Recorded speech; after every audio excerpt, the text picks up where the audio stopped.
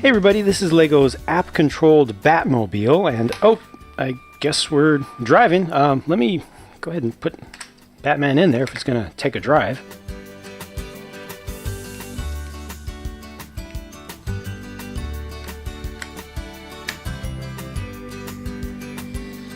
So this is what it's all about. This is a remote-controlled car in Lego. Uses the Power Functions 2.0 or powered up system. It has two motors, one for each side. It's four-wheel drive, and you just control it. It has two modes. You control it using a free app from a phone or tablet or something. It's the same app that's used to control their city trains, the newer ones. And you control the left side and you control the right side, and it basically has tank-style steering. It has two major modes, and you're looking at one mode right now. This is the smooth mode, where you can get it to go nice and slow, like so. Have good, fine control over its movements. And then the other mode basically puts some more pep in its step. It just makes it always full speed.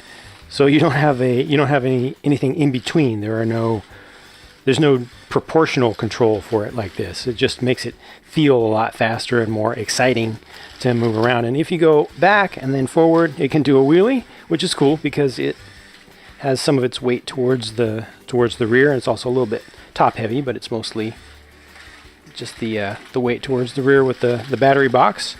And yeah, it just makes it seem a lot more exciting. There are some little sound effects and some special modes where you push a single button, it'll do several things at once or in a sequence. So that's supposed to be like a seek mode. I think that was supposed to be firing off something. Then it's got like a well, something with a actual Batman quote in it. Let me switch back over to the other mode and get you another sound effect. Batman. So it's corny, but it's fun. And the thing works well. It has big tires, so it's able to get good traction on any surface, really. They don't recommend that you take it outside, but you can. I mean, it has some ground clearance. You just don't want to get it wet. You don't want to get it in a lot of sand where the sand's going to get into the gears and might start getting things caught up. But I mean, ultimately, there are parts that can be replaced if you do damage to it. I wouldn't be against letting a kid take this out onto pavement. Probably dirt is not good, but pavement's just fine. Concrete, asphalt, it's not that big of a deal. It's got the clearance to handle it, and it uses AAA batteries. I recommend using rechargeable AAAs, and then it's not going to be expensive over time to keep it maintained. Just get a couple sets. 6 go into the thing itself, and then you have to have your mobile device that's going to have whatever power it has, but doesn't use a lot of power with Bluetooth low energy. And this is just it. You just control it around. It doesn't shoot anything. It doesn't have any other special effects other than the little bit of sound that can come out of your mobile device and the occasional wheelie if you want to do that. There you go. Let's take a closer look at the car itself, the actual build. Now this is a pretty expensive thing. More on that later. So I think it's important to establish the size of it. Just how much stuff do you really get here relative to something else Batman related that we've gotten very, very recently. I mean, this is just a tricycle, but this big old Batmobile doesn't really dwarf it. It's a big tricycle, but the size for this is not overwhelming, that's for sure. And comparing it to another recent remote controlled thing from Lego, it's really not that big. And I mean, this is decent sized, but it's not huge. It's not like a 10th scale RC car or something. It's like a 12th scale kind of size. Maybe upper 14th, I'd say more like 12th. So yeah, this is pretty modest. The styling, is up for subjective interpretation. I personally think it looks pretty cool, even though it is stubby. It's roughly the same length as it is wide, but I think it looks pretty cool. I was surprised at how few pieces are actually used to create the outer surface, all the shaping that you see. Most of the pieces go into the interior core build and really the frame of it. So it's a very simple exterior construction that's really just pasted onto the outside, very, very near the end of the entire build. Right there you see the battery box, actually the wires coming out of the back of the battery box, and with the powered up system, the battery box has the controller within it, or rather the receiver and speed controller built into it. The on-off switch is on the top, and they've nicely hidden that away beneath this. That is a printed piece right there. I like that very much, but yeah, you just push that and you can even see the light showing through right here, which is nice to see the actual white light of the controller being converted to red, filtered through those couple little cheese slopes there. They have these stud shooters on it, but you do have to fire those off manually. So that's a little bit of a downer, that it's not able to actually shoot remotely. This only has 2 motors in it, and like I said, those motors are used to control the tires. So one of them is facing in one direction and controls one side. The other is facing the other direction, controls the other side. And each side is just linked with a single gear in the center. And that's just that.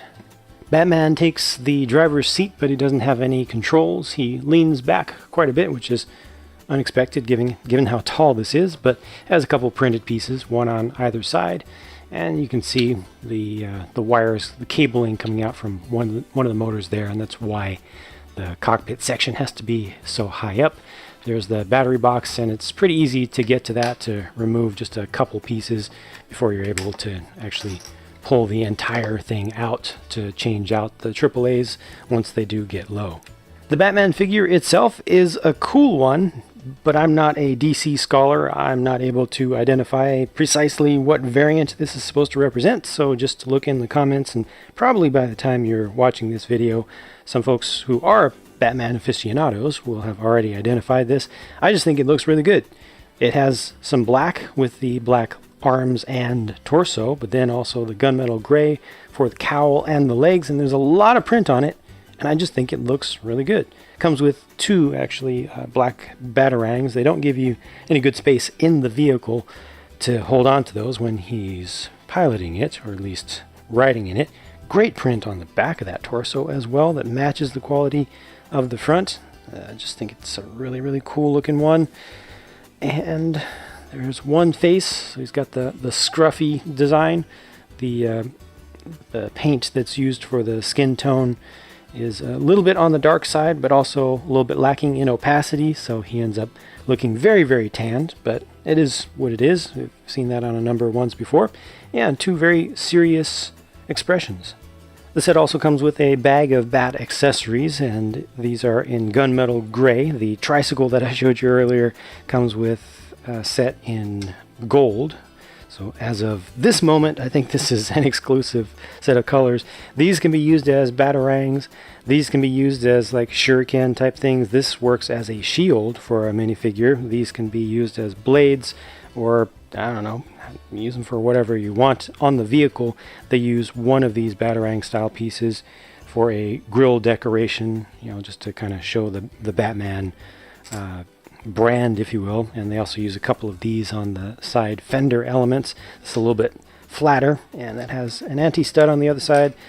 This has an anti-stud on the other side, and these also have the anti-studs, so you can put hands into those, or you can just attach them to any studded surface. Overall, I think this is a pretty cool little set. It's a little bit smaller than I expected. And its top speed is definitely lower than I expected on that second mode. I think the first mode, the smooth control one, is pretty perfect.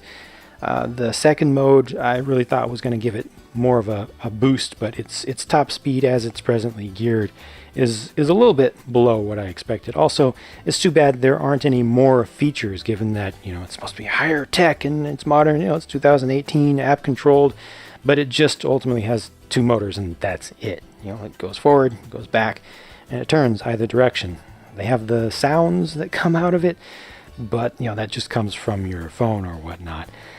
Looking at the price, okay, that's a major sticking point with this. It's $100 US is the retail price, but if you look at just the value that's right here, or at least the prices of equivalents of what's right here. They haven't started selling these independently yet with this system as of the time of the recording of this video. But if you look at 2 M motors from the Power Functions system, plus 1 empty battery box, plus the receiver and speed controller that's built into there, which in the 1.0 system is a separate thing, don't include the price of a Power Functions 1 controller, because you already paid that in this new system. You already paid that in the price of your phone here. So just those 4 components, 2 motors, battery box, and the receiver, those come to about $45, almost $50, or about half of the price that you pay here, basically. So I'm going to round it to $50 for the newer system. I'm going to give them the benefit of the doubt there, and basically say you're paying half for the controlled stuff, or the powered stuff, and then half for this Batmobile. And if they had put this on the market with just one single Batman figure, and this without all the powered stuff in it, would this be worth $50? I don't think so, personally. I would see it at $35 myself, which means that it would actually be sold for about $40, possibly even $45. I'll give them $40 for this, split the difference. So I ultimately think that this set, based on just the current retail market and how things are priced, I think this set is $10 to $20 overpriced. So I'm just going to say $15 overpriced, which actually is not as big of a deal as I thought. Really looking at I didn't realize that these things cost so much. The Power Functions stuff really costs a lot at retail. So it's not completely out of the ballpark. It's not completely ridiculous with its pricing. We've gotten a lot of non-powered stuff that is more overpriced than that on a percentage basis. And this is definitely a niche item, being at that price and having the app control. Ultimately, you can get a much more interesting and much higher performance remote controlled vehicle if you get something that's not Lego. And if you are already experienced with Power Functions stuff and Technic and everything, then you can make your own Batmobile using the existing Power Functions system for less than this if you buy components second hand. You can also, even if you get stuff brand new, you can make something that's a little bit better than that using just all new pieces, but it's not going to be significantly more. I am most disappointed that they didn't include more features in this, given that it has the app control. The ability to fire something, at least, with one particular combination of movements that would be able to fire a single spring-loaded shooter or something. Or including the ability to change up the programs for the special buttons in this to do some more interesting things, assign different sounds to it yourself, stuff that would not have required the inclusion of any more physical product here, that just would have required a little bit more development work, or borrowing of development work that's already been done for other Lego products, technology products. So ultimately, this is an expensive, interesting gee whiz toy that is mostly going to target younger kids than I personally expected because of its limited functionality, and it's going to be younger kids of adults that are particularly well-to-do, that have that extra disposable income to spend on stuff with just the gee whiz factor. You can get better values for your money for sure, but as it is, this is not ridiculously priced. It's just definitely not the best value for your money in Lego stuff, and not the best value for your money in RC stuff. That's it for my look at this set, though. I'm looking forward to what some other folks think about this. Let me know down in the comments. I'll talk to you again soon.